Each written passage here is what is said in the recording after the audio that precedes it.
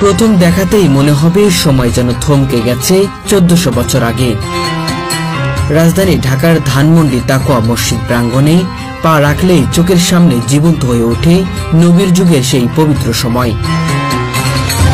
মুহূর্তেই মনে হয় যেন আমরা ফিরে গেছি প্রিয় নবী হযরত মুহাম্মদ সাল্লাল্লাহু আলাইহি ওয়াসাল্লামের যুগে।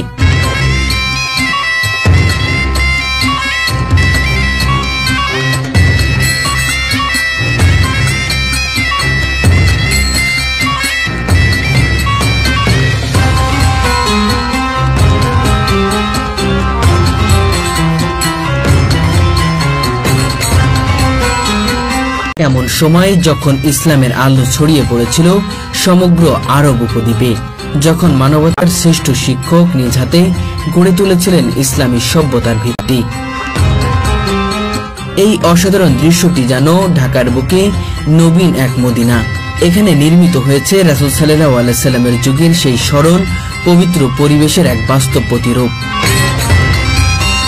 প্রিয় নবী হযরত মুহাম্মদ সাল্লাল্লাহু আলাইহি সাল্লাম যেভাবে অতি সাধারণ এক ঘরে বসবাস করতেন, সেই রকম কাঠের তৈরি খাট, খেজুর গাছের পাতার ছাউনি, কাঁচামাটির দেওয়াল সবকিছু হুবহু তুলে ধরা হয়েছে। দর্শনার্থীরা বলছেন দৃশ্যটি দেখা মাত্রই যেন মনের পর্দায় ভেসে ওঠে মানবের জীবনের নিঃস্বার্থতা, ত্যাগ আর সংযমের বার্তা। এর পাশেই ফুটিয়ে তোলা হয়েছে মসজিদে নববীর আদলে তৈরি একটি স্থান, যেখান থেকে মহানবী সাল্লাল্লাহু আলাইহি সাল্লাম ইসলামের দাওয়াত ও শিক্ষা দিতেন। এখান থেকে বিশ্বে ছড়িয়ে পড়েছিল সত্য ন্যায়ের বাণী।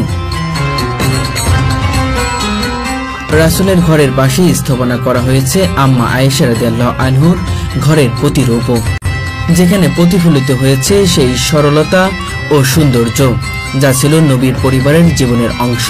মরুপ্রান্তের আবহাওয়া তৈরি করতে চারিদিকে সাজানো হয়েছে খেজুর গাছ, বালের ঢিবি আর পাশে একটি ছোট কূপ, যেখান থেকে সাহাবীরা পানি তুলে পান করতেন।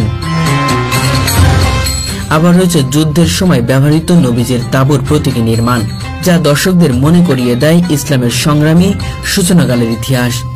দৃশ্যটি দেখা মাত্র অনেকে আপ্লুত হয়ে পড়েন, কেউ নীরবে চোখের জল ফেলছেন, কেউ আবার গভীর ভাবনায় হারিয়ে যাচ্ছেন নবীর যুগের কল্পনায়। মনে হয় যেন সত্যিই উপস্থিত আছেন রাসূল সাল্লাল্লাহু আলাইহি সাল্লামের যুগ, যেন তার ঘর, তার মসজিদ, তার জীবনের বাস্তব ছোঁয়া পাওয়া যাচ্ছে এই আধুনিক ঢাকা শহরেই। প্রতিদিন হাজার হাজার মানুষ ধানমন্ডি তাকওয়া মসজিদে ভিড় জমাচ্ছে এই দৃশ্যটি দেখার জন্য। জায়গা নেই পা ফেলারও, কেউ পরিবার নিয়ে, কেউ বন্ধুর হাত ধরে আসছেন কেবল এক ঝলক সেই ঐতিহাসিক দৃশ্য দেখতে। অনেকে বলছেন আমরা মক্কা মদিনা যেতে না পারলেও অন্তত এখানে এসে মনে হচ্ছে যেন সেই পবিত্র ভূমির স্পর্শ পেলাম। বাংলাদেশের মুসলমানদের হৃদয়ে মক্কা মদিনা নিয়ে যেই গভীর ভালোবাসা ও আকাঙ্ক্ষা, এই প্রদর্শনী যেন সেটিকে আবারও জাগ্রত করে তুলেছে। রাসূলের জীবনের সরলতা, ত্যাগ আর মমতার বার্তা নতুন করে পৌঁছে যাচ্ছে প্রতিটি দর্শনার্থীর হৃদয়।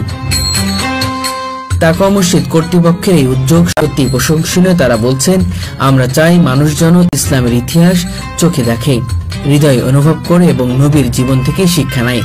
সত্যি তাদের এই প্রয়াসে আজ ঢাকার বুকে যেন জেগে উঠেছে এক টুকরো মদিনা, যেখানে ভালোবাসা, শ্রদ্ধা আর ঈমানের আবেগে ভরে উঠেছে প্রতিটি মানুষের অন্তর।